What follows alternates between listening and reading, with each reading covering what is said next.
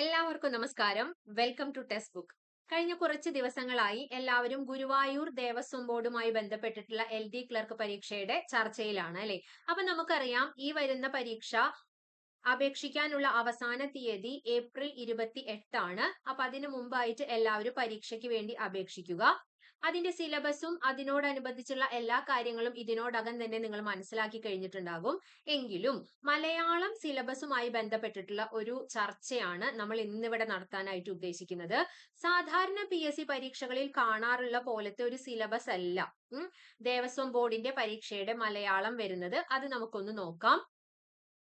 സാധാരണയായി നമുക്ക് വൊക്കാബുലറിയുമായി ബന്ധപ്പെട്ടിട്ടാണ് അധികം ക്വസ്റ്റ്യൻസും വരാറുള്ളത്. എന്നാൽ അതിൽ നിന്ന് വ്യത്യസ്തമായി ദേവസ്വം ബോർഡ് പരീക്ഷകളിൽ വ്യാകരണത്തിന് പ്രാധാന്യം നൽകിയിട്ടുള്ള സിലബസ് ആണ് വരുന്നത്. നമുക്ക് ഓരോന്നോരോന്നായിട്ട് പരിചയപ്പെടാം. നോക്കൂ, വ്യാകരണം, ഭാഷാ നൈപുണ്യം, അവധാരണം, വിവർത്തനം എന്നീ 4 വിഭാഗങ്ങളിലായിട്ടാണ് ഇതിൽ ക്വസ്റ്റ്യൻസ് വരാറുള്ളത്. 10 മാർക്ക് കഴിഞ്ഞ വർഷത്തെ ഇതിനു മുൻപ് നടന്ന പരീക്ഷയുടെ സിലബസ് വെച്ചിട്ടാണ് നമ്മൾ ഇപ്പൊ ചർച്ച ചെയ്യുന്നത്. നിലവിലെ സിലബസ് ഇതുവരെ പ്രസിദ്ധീകരിച്ചിട്ടില്ല. നോക്കൂ, വ്യാകരണം ഏറ്റവും പ്രാധാന്യം അർഹിക്കുന്ന ഒരു ഭാഗമാണ് മലയാള വ്യാകരണം. ഭാഷാ നൈപുണ്യം, അവധാരണം, വിവർത്തനം എന്നീ 4 വിഭാഗങ്ങളിൽ നിന്നായിട്ടാണ് 10 മാർക്കിന്റെ ക്വസ്റ്റ്യൻസ് അന്നത്തെ പരീക്ഷയിൽ ഉണ്ടായിരുന്നത്. അപ്പൊ നമുക്ക് വിശദമായിട്ട് അതൊന്ന് നോക്കാം. മലയാള വ്യാകരണത്തിൽ നിന്നും ഏതൊക്കെ ഭാഗങ്ങളാണ് നമ്മൾ ശ്രദ്ധിച്ച് പഠിക്കേണ്ടത് എന്നൊന്ന് മനസ്സിലാക്കി വെക്കേണ്ടതുണ്ട്. അപ്പൊ നമുക്ക് അതൊന്ന് നോക്കിപ്പോകാം. നോക്കൂ, ആദ്യത്തേത് വ്യാകരണം, ഭാഷാ നൈപുണ്യം എന്ന വിഭാഗത്തിൽ നിന്നാണ് ആദ്യത്തെ സെക്ഷൻ. വാക്യത്തിന്റെ അന്വയം, പൊരുത്തം, വ്യാകരണ വ്യവസ്ഥകൾ എന്നിവ പാലിച്ചും ദോഷങ്ങൾ ഒഴിവാക്കിയും വാക്യങ്ങൾ രചിക്കാനും മെച്ചപ്പെടുത്താനുമുള്ള ശേഷി എന്നാണ് ആദ്യത്തെ വിഭാഗത്തിൽ ഉദ്ദേശിച്ചിരിക്കുന്നത്. അതായത് സെന്റൻസ് കൺസ്ട്രക്ഷൻ ആണ്. ചുരുക്കം പറയുകയാണെങ്കിൽ തെറ്റുകൂടാതെ എങ്ങനെ ഒരു വാക്യം എഴുതാം എന്നതിലുള്ള നമ്മളുടെ കഴിവാണ് അവർ ഈ മേഖലയിൽ പരിശോധിക്കാനായിട്ട് പോകുന്നത്. തെറ്റുകൂടാതെ നമ്മൾ വാക്യശുദ്ധി എന്ന വിഭാഗത്തിൽ നമ്മൾ സാധാരണ PSC പരീക്ഷകൾക്ക് ചെയ്യാറുള്ളതാണ് വാക്യശുദ്ധി.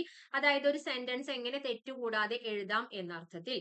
അപ്പൊ അത്തരം മേഖലയിൽ നിന്നായിരിക്കും ഈ വിഭാഗത്തിലും ചോദ്യങ്ങൾ വരാനായിട്ട് സാധ്യതയുള്ളത്.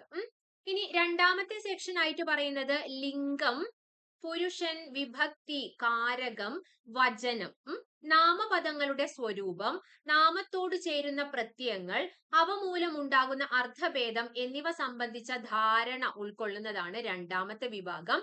അതിൽ ലിംഗങ്ങൾ നമ്മൾ പഠിക്കാറുള്ളതാണ്.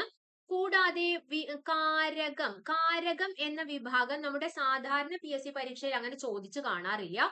പക്ഷെ വചനത്തിൽ നിന്ന് ഉറപ്പായും ഒരു ചോദ്യം വരാറുണ്ട്. വചനത്തിൽ നിന്ന് എന്തായാലും PSC പരീക്ഷയിൽ ഒരു ചോദ്യം ഉറപ്പാണ്. എതിർലിംഗത്തിൽ നിന്ന് ഒട്ടുമിക്ക പരീക്ഷകളിലും വരാറുണ്ട്. പക്ഷെ എല്ലാ പേപ്പറുകളിലും അത് ഉണ്ടാവാറുമില്ല എന്നതാണ്. പിന്നെ അതുകൂടാതെ കാരകത്തിനെ കുറിച്ചിട്ടാണ് പറഞ്ഞിരിക്കുന്നത്. കാരകം എന്ന് വെച്ചിട്ടുണ്ടെങ്കിൽ ഒരു നാമത്തിന് അതിന്റെ ക്രിയയോടുള്ള ബന്ധം കാണിക്കുന്നതിനെയാണ് നമ്മൾ കാരകം എന്നതുകൊണ്ട് ഉദ്ദേശിക്കുന്നത്. അത് പല രീതിയിൽ വിഭജിച്ചിട്ടുണ്ട്. കർത്തൃകാരകം, കർമ്മകാരകം, കാരണകാരകം, അത്തരം രീതിയിലൊക്കെ അതിന്റെ വിഭജനങ്ങൾ വരുന്നുണ്ട്. അപ്പോ ഇത് സിലബസിൽ പറഞ്ഞിരിക്കുന്നത് കൊണ്ട് തന്നെ ഈ കാരകം എന്ന ഭാഗം വളരെ വ്യക്തമായി ആഴത്തിലും നമ്മൾ പഠിച്ചിരിക്കേണ്ടത് അത്യാവശ്യമാണ്. എതിർലിംഗം, വചനം നമ്മൾ PSCക്ക് തയ്യാറെടുക്കുന്ന ഉദ്യോഗാർത്ഥികൾ ആയതുകൊണ്ട് നമുക്ക് ഒരുവിധം അറിയാവുന്നതാണെങ്കിലും അതിനോടൊപ്പം അഡീഷണൽ ആയിട്ട് നമ്മൾ ഈ ഭാഗത്ത് പഠിച്ചു വെക്കേണ്ടത് കാരകം എന്ന വിഭാഗമാണ്. ഇനി അടുത്തത് നോക്കാം. നോക്കൂ, കാലം, പ്രകാരം, അനുപ്രയോഗം. ഇതിൽ ഏതൊക്കെ നിങ്ങൾക്ക് പരിചയമുണ്ട്? കാലം നമുക്കറിയാം അല്ലെ, 3 കാലങ്ങളാണുള്ളത്. കഴിഞ്ഞ കാലം, അതായത് കഴിഞ്ഞു പോയ കാലം ഭൂതകാലം, ഇപ്പൊ നടന്നുകൊണ്ടിരിക്കുന്നത് വർത്തമാനം, ഇനി വരാൻ പോകുന്നത് ഭാവി കാലം. ഈ 3 കാലങ്ങളെ സംബന്ധിച്ചുകൊണ്ടുള്ള ക്വസ്റ്റ്യൻസ് ആണ് കാലം എന്ന ഭാഗത്ത് നിന്ന് വരാൻ പോകുന്നത്. അടുത്തത് പ്രകാരമാണ് അല്ലെ. പ്രകാരം എന്ന പദത്തിന് അർത്ഥം തന്നെ രീതി എന്നുള്ളതാണ് അല്ലെ. പ്രകാരം എന്ന് വെച്ചിട്ടുണ്ടെങ്കിൽ തന്നെ അത് രീതി എന്നുള്ള അർത്ഥത്തിലാണ് നമ്മൾ പറയുന്നത്. അപ്പൊ നോക്കുമ്പോ നമുക്കറിയാലോ, ഒന്ന് നോക്കൂ, നിങ്ങൾ ഇതിന്റെ ക്വസ്റ്റ്യൻസ് ചിലപ്പോ ഇടയ്ക്ക് വല്ലപ്പോഴും ഒക്കെ കാണാറുണ്ട്. അതായത് പ്രകാരം എന്ന് പറയുമ്പോൾ അനുജ്ഞായക പ്രകാരം, വിധായക പ്രകാരം, നിർദ്ദേശക പ്രകാരം, അത്തരം രീതിയിലാണ് ഈ പ്രകാരത്തിന്റെ തിരിവുകൾ വരാറുള്ളത്. ഇടയ്ക്ക് ക്വസ്റ്റ്യൻ പേപ്പറിൽ വരാറുണ്ട് PSC പരീക്ഷകളിൽ. അണം ചേർത്ത് പറയുന്നത് വിധായക പ്രകാരമാണ്. അങ്ങനെയാണ് എക്സാം പോയിന്റ് ഓഫ് വ്യൂവിൽ നമ്മൾ പഠിച്ചു വെക്കാറുള്ളത്. അണം, ഇപ്പൊ എനിക്ക് പോകണം എന്ന് പറയുമ്പോൾ അത് അണം എന്നത് ചേർന്ന് വരുന്നതാണ്, അത് വിധായക പ്രകാരമാണ്. അങ്ങനെ അത്തരം രീതിയിൽ പ്രകാരവും അതിന്റെ 4 തിരിവുകളും നമ്മൾ പഠിച്ചു വെക്കണം. അതുകൂടാതെ ആ സെക്ഷനിൽ വരുന്നത് അനുപ്രയോഗമാണ്. നമുക്കറിയാം അല്ലെ, പാക് പ്രയോഗം, അനുപ്രയോഗം നമ്മൾ പഠിച്ചിട്ടുള്ളതാണ്. ഒരു കാര്യം നിങ്ങൾ ശ്രദ്ധിക്കണം, ഈ അടുത്തിടെയൊന്നും PSC പരീക്ഷകളിൽ അധികമായി വ്യാകരണം കയറി വരാറില്ല. ശ്രദ്ധിച്ചിട്ടുണ്ടാവുമല്ലോ. കുറച്ച് മുൻപത്തെ ക്വസ്റ്റ്യൻ പേപ്പറുകളിലാണ് തദ്ധിതം, വിനയച്ചം, എന്താ പറയുന്നത്, സന്ധി, സമാസം, പ്രകാരം, ഗതി, ഘടകം, വ്യാക്ഷേപകം എന്നീ മേഖലകളിൽ നിന്നൊക്കെ ഒരുപാട് ക്വസ്റ്റ്യൻസ് വന്നിരുന്നത്. ഇപ്പൊ അടുത്ത് അവര് വൊക്കാബുലറിക്ക് പ്രാധാന്യം നൽകിക്കൊണ്ടാണ് ക്വസ്റ്റ്യൻസ് ഇടാറുള്ളത്. പിന്നെ പരീക്ഷ ഒന്ന് ടഫ് ആക്കണം എന്നുണ്ടെങ്കിൽ 1-2 ക്വസ്റ്റ്യൻസ് അതിൽ നിന്ന് എടുത്തിടാറുമുണ്ട്. പക്ഷെ ഈ അടുത്തിടെ ഒരു ക്വസ്റ്റ്യൻ പേപ്പറിൽ നമ്മൾ കണ്ടതാണ്, സമാസവുമായി ബന്ധപ്പെട്ട് വളരെ ആഴത്തിലുള്ള ക്വസ്റ്റ്യൻസ് വന്നിരുന്നു. ഉപമാ ഗർഭ ബഹുവ്രീഹി, ഉപമാ ലുപ്ത ബഹുവ്രീഹി, ഉപമാന ലുപ്ത ബഹുവ്രീഹി എന്നൊക്കെ പറഞ്ഞ് തന്നിരുന്നു. അത് വൊക്കാബുലറിക്ക് പ്രാധാന്യം നൽകിക്കൊണ്ടുള്ള പരീക്ഷയിലാണ് അത്തരം ചോദ്യങ്ങൾ വന്നതെങ്കിൽ, ഇവിടെ വ്യാകരണത്തിന് പ്രാധാന്യം നൽകുമ്പോൾ എത്രത്തോളം ആഴത്തിൽ നമ്മൾ പഠിക്കണം എന്നത് ഉദ്യോഗാർത്ഥികളൊന്ന് മനസ്സിലാക്കിയിരിക്കണം. ഇനി നോക്കൂ, നമ്മൾ പറഞ്ഞു വന്നത് അനുപ്രയോഗമാണ്. നമ്മൾ കേട്ടിട്ടുള്ളതാണ് വാക് പ്രയോഗം, അനുപ്രയോഗം, അല്ലെ? ഒരു ക്രിയയെ ഒന്ന് പരിപോഷിപ്പിക്കാൻ വേണ്ടി, ഒരു ക്രിയയുടെ അർത്ഥത്തിനെ പരിപോഷിപ്പിക്കാൻ വേണ്ടി ക്രിയയോട് ചേർത്ത് നിൽക്കുന്ന പദത്തിനെയാണ് നമ്മൾ എന്തെന്ന് പറയുന്നേ, അനുപ്രയോഗം എന്ന് പറയുന്നത്. ഇപ്പോ ചെയ്തു, കളഞ്ഞു എന്ന് പറയുമ്പോൾ ചെയ്തു എന്നതിനോടൊപ്പം നമ്മൾ കളഞ്ഞു എന്നൊരു വാക്ക് അഡീഷണൽ ആയിട്ട് ചേർക്കാണ്. അങ്ങനെ പുറകിലൂടെ ചേർക്കുന്നതിനെയാണ് നമ്മൾ അനുപ്രയോഗം എന്ന് പറയുന്നത്. ആദ്യ ഭാഗത്തിന് നമ്മൾ പാക് പ്രയോഗം എന്ന് പറയും. അതിൽ നിന്ന് ക്വസ്റ്റ്യൻസ് ഇടയ്ക്ക് PSC ചോദിക്കാറുണ്ട്. അപ്പോ കാലം പഠിക്കണം, പ്രകാരം എന്ന വിഭാഗം പഠിക്കണം, അതോടൊപ്പം തന്നെ അനുപ്രയോഗം എന്ന ഭാഗം കൂടി നമ്മൾ തയ്യാറെടുത്തിരിക്കണം. ഇനി നോക്കൂ, അടുത്തത് വിശേഷണമാണ്, അല്ലെ? വിശേഷണം എന്ന് നമ്മൾക്കറിയാം, അതായത് എന്തെങ്കിലും ഒന്നിനെ വിശേഷിപ്പിക്കുന്നതിനെയാണ് നമ്മൾ വിശേഷണം എന്ന് പറയുന്നത്. ഇപ്പൊ നമ്മൾ പറയുന്നു, ഒരു കുട്ടിയെ നിങ്ങൾ എല്ലാവരും മിടുക്കരായ കുട്ടികളാണ്, അല്ലെ? അപ്പൊ മിടുക്കനായ കുട്ടി അല്ലെങ്കിൽ മിടുക്കിയായ കുട്ടി, അത്തരം രീതിയിൽ ചേർക്കുന്ന പദങ്ങളെയാണ് നമ്മൾ വിശേഷണം എന്ന് പറയുന്നത്. വിശേഷണത്തിന്റെ തന്നെ മറ്റൊരു പേരാണ് ഭേദകം. അവയും കൂടെ ഒന്ന് ഓർത്തു വെക്കണം. ഈ വിശേഷണം എന്നതിന്റെ മറ്റൊരു പേരാണ് ഭേദകം. അതും കൂടെ ഒന്ന് ഓർത്തു വെച്ചുകൊള്ളുക. അപ്പൊ വിശേഷണത്തിൽ പെടുന്നത് വിശേഷണ പദങ്ങൾ, അവയുടെ ധർമ്മം, അവയുടെ പ്രയോഗം എന്നിവയിൽ നമുക്ക് എത്രത്തോളം, അതായത് ഉദ്യോഗാർത്ഥികൾക്ക് എത്രത്തോളം ധാരണയുണ്ട് എന്നളക്കുന്നതാണ് ഈ ഒരു വിഭാഗം. ഇനി അടുത്തത് നമ്മൾ നോക്കുകയാണ്, പദനിഷ്പാദനം എന്നാണ് പറയുന്നത്. പദനിഷ്പാദനം നോക്കൂ, വിവിധ വിഭാഗത്തിൽപ്പെട്ട പദങ്ങൾ പലതരത്തിൽ കൂട്ടിച്ചേർത്തും പ്രത്യയങ്ങൾ ചേർത്തും പദനിഷ്പാദനം നടത്താനും അർത്ഥഭേദം തിരിച്ചറിയാനുമുള്ള ഒരു ശേഷിയാണ് ഈ മേഖലയിൽ ഉൾപ്പെടുത്തിയിരിക്കുന്നത്. അതായത് പല വിഭാഗത്തിലുള്ള പദങ്ങൾ തമ്മിൽ കൂട്ടിച്ചേർക്കാനും അവ എങ്ങനെ ശരിയായ രീതിയിൽ കൂട്ടിച്ചേർക്കാം, അത് നമുക്ക് തിരിച്ചറിയാനായിട്ട് സാധിക്കുന്നുണ്ടോ, നമ്മളെ കൊണ്ട് ചേർക്കാൻ സാധിക്കുന്നുണ്ടോ, അത്തരം രീതിയിലുള്ള കഴിവുകളൊക്കെയാണ് ഈ പദനിഷ്പാദനം എന്ന വിഭാഗത്തിൽ ഉൾപ്പെടുത്തിയിരിക്കുന്നത്. ഇനി അടുത്തത് നോക്കൂ, അത് ശൈലികളുമായി ബന്ധപ്പെട്ടതാണ്. ശൈലികൾ നമ്മൾ PSC പരീക്ഷയിൽ സ്ഥിരം ക്വസ്റ്റ്യൻ പേപ്പറിൽ 1 മാർക്കിന് വരാറുള്ളതാണ് ശൈലികൾ എന്നത്. അതുകൊണ്ട് തന്നെ അത് നമുക്ക് അറിയാം. നോക്കൂ, ശൈലികളുടെ അർത്ഥം ഗ്രഹിക്കാനും ഉചിത സന്ദർഭങ്ങളിൽ അവ പ്രയോഗിക്കാനുമുള്ള ശേഷി ഉദ്യോഗാർത്ഥിക്കുണ്ടോ എന്ന് തിരിച്ചറിയുന്നതാണ് ഈ ശൈലി വിഭാഗത്തിൽ നിന്നുള്ള ക്വസ്റ്റ്യൻസ് അവര് ഉൾപ്പെടുത്തിയിരിക്കുന്നത്. അപ്പൊ ഇത്രയും ഏരിയകൾ ക്ലിയർ ആണല്ലോ. ഇനി നമുക്ക് ബാക്കിയുള്ളതും കൂടെ നോക്കാം.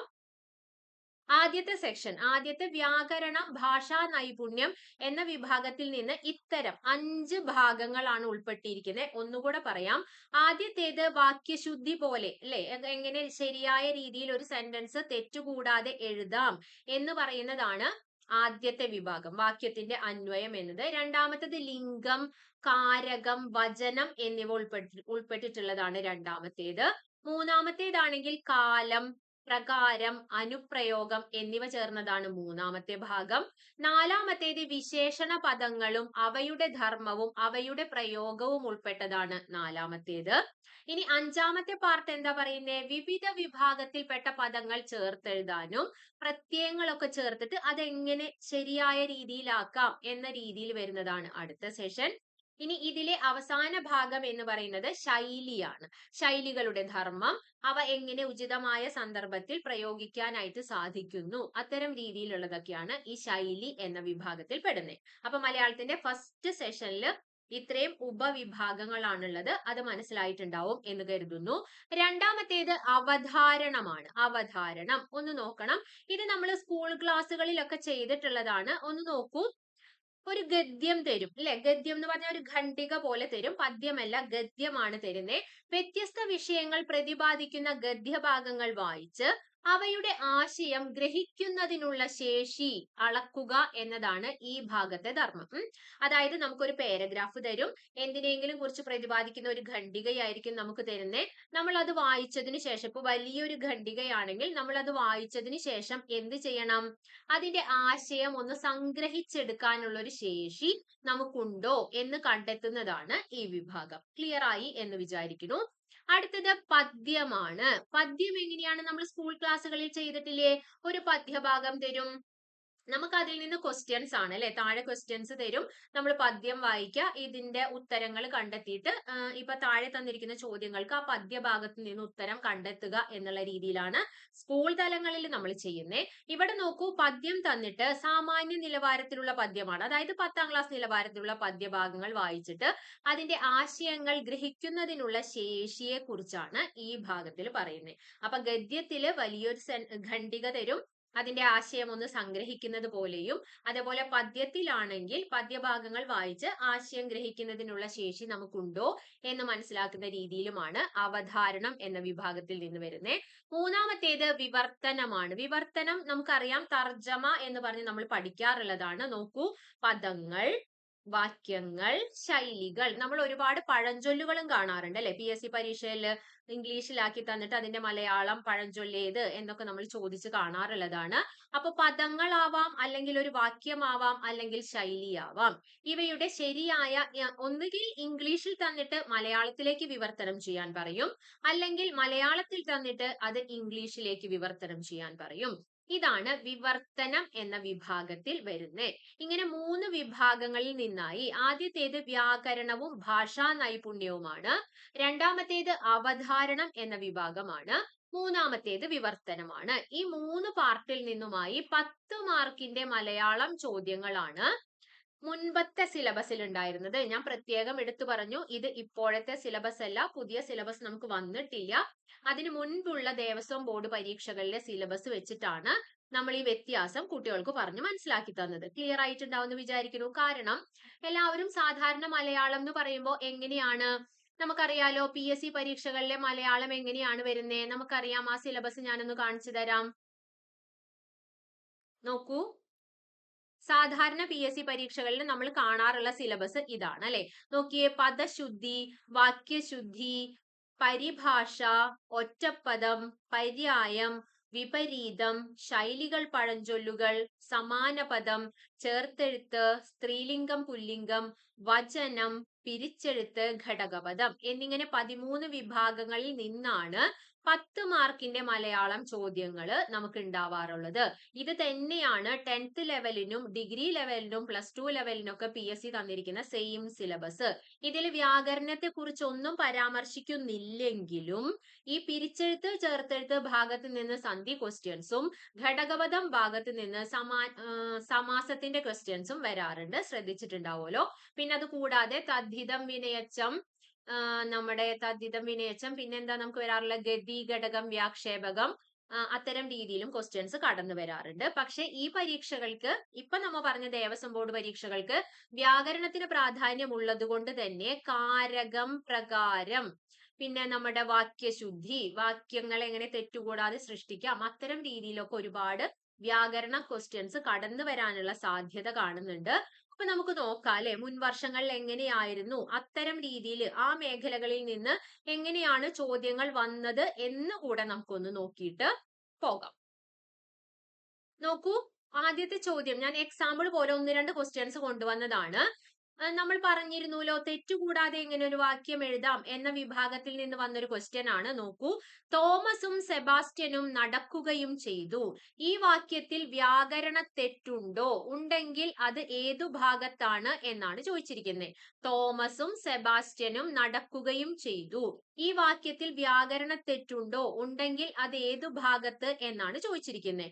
ഒന്ന് നോക്കിയിട്ട് നമുക്ക് കാണുമ്പോൾ തന്നെ മനസ്സിലാവും എന്താണ് ഇത്, വാക്യശുദ്ധി എന്ന വിഭാഗത്തിൽ നിന്നുള്ള ക്വസ്റ്റ്യൻസ് ആണ്. ഇത് വായിക്കുമ്പോൾ തന്നെ ഇതിൽ തെറ്റുണ്ട് എന്ന് നമുക്ക് മനസ്സിലാക്കാനായിട്ട് സാധിക്കും. അപ്പൊ ഇത്തരം രീതിയിലാണ് ആ മേഖലയിൽ നിന്ന് ക്വസ്റ്റ്യൻസ് വരുന്നത്. അടുത്തത് പ്രത്യയമില്ലാത്ത വിഭക്തി ഏത് എന്ന് ചോദിച്ചിട്ടുണ്ട്. ഞാൻ പറഞ്ഞു വ്യാകരണത്തിന് പ്രാധാന്യമുള്ളത് തന്നെ വിഭക്തികൾക്ക്, സമാസവുമായി ബന്ധപ്പെട്ടിട്ടുള്ള കാര്യങ്ങൾക്കൊക്കെ പ്രത്യേകതയുണ്ട്. അത് നമ്മൾ നന്നായിട്ട് ആഴത്തില് പഠിച്ചിരിക്കേണ്ടതും അത്യാവശ്യമാണ്. അടുത്തത് നോക്കൂ, രാമനും കൃഷ്ണനും എന്നൊരു വാക്ക് കൊടുത്തിരിക്കുന്നു. അതിൽ സമുച്ചയ പ്രത്യയം ഏത് എന്നാണ് കൊടുത്തിരിക്കുന്നത്. അൻ, അ, നും, അതായത് 4 ഓപ്ഷൻസ് കൊടുത്തിട്ടുണ്ട്. അപ്പോ ഈ ഭാഗം, ഈ സമുച്ചയ പ്രത്യയങ്ങളൊക്കെ നന്നായിട്ട് പഠിച്ചിരുന്നാൽ മാത്രമേ ഇത്തരം ഏരിയകളിൽ നിന്നുള്ള ക്വസ്റ്റ്യൻസ് നമുക്ക് ആൻസർ ചെയ്യാനായിട്ട് സാധിക്കുകയുള്ളൂ. അടുത്ത നോക്കൂ, കറുത്ത പശു പാൽ തരും. ഈ വാക്യത്തിലെ വിശേഷണം ഏത്? സിലബസ് പരിചയപ്പെട്ടപ്പോ നമ്മൾ കണ്ടുല്ലോ, വിശേഷണം എന്നൊരു ഭാഗം നമ്മൾ കണ്ടിട്ടുണ്ടായിരുന്നു. അപ്പൊ നോക്കൂ, അത്തരം മേഖലകളിൽ നിന്നാണ് ഈ ചോദ്യം വന്നിരിക്കുന്നത്. കറുത്ത പശു പാൽ തരും, ഇതിലെ വിശേഷണം ഏത് എന്ന് കണ്ടെത്താൻ പറഞ്ഞിട്ടുണ്ട്. അപ്പൊ ഇത്തരം ഏരിയകൾ പഠിച്ചു വെച്ചാലേ നമുക്ക് ഇതൊക്കെ ആൻസർ ചെയ്യാനായിട്ട് സാധിക്കൂ. ഈ ക്വസ്റ്റ്യന് പിന്നെ നമുക്ക് എളുപ്പത്തിൽ ആൻസർ ചെയ്യാൻ പറ്റും. കാരണം വിശേഷണം എന്താണ് എന്ന് പഠിക്കാതെ തന്നെ നമ്മുടെ ആ കോമൺ സെൻസ് വെച്ചിട്ട് നമുക്ക് മനസ്സിലാക്കിയെടുക്കാവുന്നതേ ഉള്ളൂ. അടുത്തത് നോക്കൂ, ഒരു പദം തന്നെ ഒരേ അർത്ഥത്തിൽ ഒരൊറ്റ പദ്യത്തിൽ ആവർത്തിക്കുന്ന വാക്യദോഷത്തിനെ എന്തു പറയും എന്നാണ് ചോദിച്ചിരിക്കുന്നത്. പദ്യം, ഗദ്യം എന്ന് പറഞ്ഞിട്ട് 2 വിഭാഗം നമുക്ക് ഉണ്ടായിരുന്നു. അതിൽ നിന്നുള്ള ക്വസ്റ്റ്യൻ ആണ്. ഉക്തപദം നമ്മൾ സ്ഥിരം കേൾക്കുന്ന പദങ്ങൾ ഒന്നും തന്നെയല്ല. അതുകൊണ്ട് തന്നെ ഈ ഭാഗത്തൊക്കെ ആഴത്തിലുള്ള ഒരു പഠനം നമുക്ക് ആവശ്യമാണ്. ഈ സ്പെഷ്യൽ ടോപ്പിക്കിൽ നിന്നും ഈ മലയാളം പോലുള്ള സബ്ജക്റ്റുകളിൽ നിന്നുമുള്ള മാർക്ക് ആയിരിക്കാം നിങ്ങളുടെ റാങ്ക് ഒക്കെ നിർണ്ണയിക്കാൻ പോകുന്നത് എന്നും കൂടെ ഓർത്തു വെച്ചിരിക്കണം. അടുത്തത് പ്രയോജിക വിഭക്തിയുടെ പ്രത്യയം ഏത് എന്ന രീതിയിൽ ചോദ്യം വന്നു. നേരത്തെ ചോദിച്ചത് നിർദ്ദേശിക വിഭക്തിയാണ്. ഇവിടെ ചോദിച്ചിരിക്കുന്നത് പ്രയോജിക വിഭക്തിയാണ്. അപ്പൊ വിഭക്തി പ്രത്യയങ്ങളുമായി ചേർന്നിട്ടൊക്കെ എത്രത്തോളം നമ്മൾ തയ്യാറെടുക്കണം എന്നുള്ളത് ഈ ക്വസ്റ്റ്യൻസിന്റെ ഒരു ഘടന കാണുമ്പോൾ തന്നെ ഉദ്യോഗാർത്ഥികൾക്ക് മനസ്സിലാക്കാവുന്നതേ ഉള്ളൂ. അടുത്തത് ഞാൻ പോകാം എന്നത് ഏതു പ്രകാരമാണ്? നമ്മൾ സിലബസിൽ പരിചയപ്പെട്ടതാണ്. കാരകം, പ്രകാരം തുടങ്ങിയ മേഖലകൾ. അതിൽ പ്രകാരത്തിൽ നിന്നുള്ള ചോദ്യമാണ് ഈ വന്നിരിക്കുന്നത്. അപ്പോ തന്നെ ഞാൻ പറഞ്ഞിരുന്നു 4 രീതിയിൽ നമ്മൾ പ്രകാരത്തിനെ തിരിക്കും. നിർദ്ദേശകം, നിയോജകം, വിധായകം, അനുജ്ഞായകം എന്നുള്ള രീതിയിൽ 4 പ്രകാരത്തിൽ 4 രീതിയിൽ നമ്മൾ തിരിക്കും. അപ്പൊ ഞാൻ പോകാം എന്നത് ഏതു പ്രകാരമാണ് എന്നാണ് ചോദിച്ചിരിക്കുന്നത്. അപ്പൊ ഇത് പഠിക്കാത്ത ഒരു ഉദ്യോഗാർത്ഥിക്ക് ഒരിക്കലും ഇതിന്റെ യഥാർത്ഥ ആൻസറിലേക്ക് എത്തിച്ചേരാനായിട്ട് സാധിക്കില്ല. അതുകൊണ്ട് എന്താണ്, സിലബസ് കൃത്യമായി മനസ്സിലാക്കുക. ഞാൻ മലയാളത്തിനെ ബേസ് ചെയ്തിട്ടാണ് പറയുന്നത്. മറ്റേത് വിഷയങ്ങളും അതുപോലെ തന്നെയാണ്. സിലബസ് വ്യക്തമായി മനസ്സിലാക്കി വെച്ചിരിക്കുക. അതിനനുസരിച്ച് ഓരോരോ മേഖലയിൽ നിന്നുള്ള ക്വസ്റ്റ്യൻസ് ആദ്യം അതിന്റെ തിയറി പഠിക്കുക, അതിനുശേഷം പരമാവധി ക്വസ്റ്റ്യൻസ് എടുത്ത് വർക്കൗട്ട് ചെയ്യുക എന്നുള്ളതാണ് ഈ മേഖലയിൽ നിന്നും, അതായത് മലയാളത്തിൽ നിന്നും 10 മാർക്ക് നേടിയെടുക്കാനായിട്ട് നമുക്ക് ചെയ്യാൻ പറ്റുന്ന കാര്യം. അപ്പൊ അത് ഒന്ന് ഓർത്ത് വെച്ചിരിക്കുക. സിലബസ് ഞാൻ ഡീറ്റെയിൽ ആയിട്ട് എക്സ്പ്ലെയിൻ ചെയ്ത് തന്നിരുന്നു. സാധാരണ PSC പരീക്ഷകൾക്കുള്ള വിഭാഗത്തിൽ നിന്ന് 2ഓ 3ഓ സെക്ഷൻസ് മാത്രമേ ഇതിലേക്ക് വരുന്നുള്ളൂ. ബാക്കിയെല്ലാം വ്യാകരണം ബേസ്ഡ് ക്വസ്റ്റ്യൻസ് ആയിരിക്കും. അപ്പൊ അതുകൊണ്ട് പരമാവധി എല്ലാവരും സിലബസ് മനസ്സിലാക്കുക, അതിനനുസരിച്ചിട്ട് പഠിക്കുക എന്നുള്ളതാണ്. വേറൊരു കൂട്ടം കൂടെ പറഞ്ഞോട്ടെ. നമ്മൾ ടെക്സ്റ്റ് ബുക്കിൽ ദേവസ്വം ബോർഡിനൊക്കെ വേണ്ടിയിട്ട് കോഴ്സുകളൊക്കെ ലോഞ്ച് ചെയ്യുന്നുണ്ട്. അപ്പൊ താല്പര്യമുള്ളവർക്ക് നമ്മളോടൊപ്പം ചേർന്ന് പഠിക്കാവുന്നതാണ്. കണ്ടന്റും കാര്യങ്ങളൊക്കെ നമ്മൾ കൊണ്ടുതരാം. നിങ്ങൾ നന്നായിട്ട് പഠിച്ചിരുന്നാൽ മാത്രം മതി. അതുപോലെ തന്നെയാണ് സ്പെഷ്യൽ ടോപ്പിക്. വളരെ ആഴത്തിലുള്ള പഠനം സ്പെഷ്യൽ ടോപ്പിക്കിനും ആവശ്യമാണ്. അതുമായി ബന്ധപ്പെട്ടിട്ടുള്ള ക്ലാസ്സുകളും നമ്മളുടെ ദേവസ്വം ബോർഡ് കോഴ്സിൽ അവൈലബിൾ ആയിരിക്കും. അപ്പൊ താല്പര്യമുള്ളവര് ഈ വീഡിയോയുടെ താഴെ കമന്റ് ചെയ്യുക. നിങ്ങൾക്ക് അത്തരം കോഴ്സുകൾ വേണമോ വേണ്ടയോ, ജോയിൻ ചെയ്യാൻ താല്പര്യമുണ്ടോ എന്നുള്ള കമന്റ്സ് ഒക്കെ താഴെ കൊടുത്തിരിക്കുക. അപ്പൊ ഇതിന്റെ നമ്മൾ ഇന്ന് ഉദ്ദേശിച്ച കാര്യം എല്ലാവർക്കും കൺവേ ആയി എന്ന് വിചാരിക്കുന്നു. മലയാളവുമായി ബന്ധപ്പെട്ടിട്ടുള്ള ഡീറ്റെയിൽ ആയിട്ടുള്ള ഒരു എക്സ്പ്ലനേഷൻ ഞാൻ തന്നിട്ടുണ്ട്. അപ്പൊ അത്തരം രീതിയിലൊക്കെയാണ്. ഇനി നിങ്ങൾ സ്വന്തമായിട്ട് പഠിക്കുന്നവരാണെങ്കിൽ അത്തരം രീതിയിലുള്ള ഏരിയകൾ ഫോക്കസ് ചെയ്ത് പഠിക്കുക, പരമാവധി മാർക്ക് സ്കോർ ചെയ്യുക. എല്ലാവരും പെട്ടെന്ന് തന്നെ റാങ്ക് ലിസ്റ്റിൽ വരട്ടെ. അപ്പൊ thank you for watching. By.